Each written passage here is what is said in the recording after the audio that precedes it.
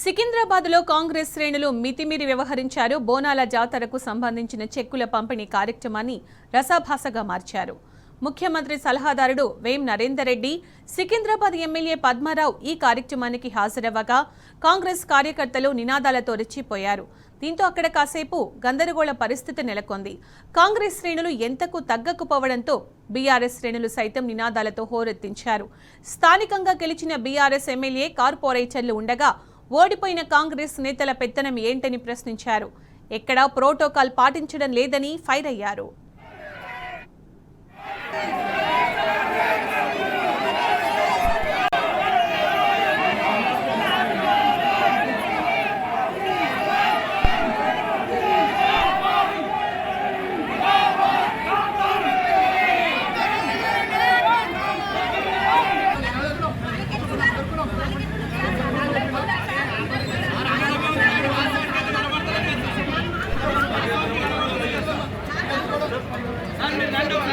చూడండి మహిళలు